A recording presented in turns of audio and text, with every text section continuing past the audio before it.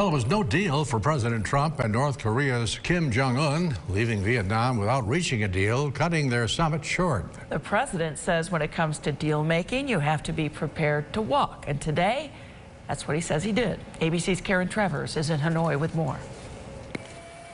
It was an abrupt ending to this second U.S.-North Korea summit. A working lunch and a signing ceremony canceled. President Trump at a press conference explaining what happened. Basically, they wanted the sanctions lifted in their entirety, and we couldn't do that. The president said Kim Jong-un was willing to dismantle North Korea's Yongbyon nuclear complex, but in return, the North Korean leader wanted all sanctions lifted. Mr. Trump said that was not enough. Now, you have to be prepared to walk.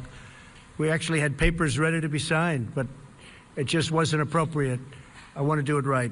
Still, the president insisted the summit didn't end badly. I think the relationship was very warm, and when we walked away, it was a very friendly walk. The president was asked if he confronted Kim about the death of American college student Otto Warmbier, who spent more than 2 years in a North Korean prison and died shortly after he was released in 2017. He felt very badly, but he knew the case very well, but he knew it later. Earlier in the day, a remarkable scene, the reclusive North Korean leader engaging with American reporters. Kim Jong-un was asked if he is ready to denuclearize. Through a translator, the North Korean leader said, "If I'm not willing to do that, I wouldn't be here right now." After the summit in Singapore last summer, the White House said Kim Jong-un was willing to give up his nuclear weapons before sanctions were lifted. Either Kim saw that agreement differently or he's now changed his terms. President Trump says talks between the U.S. and North Korea will continue. Karen Travers, ABC News, Hanoi.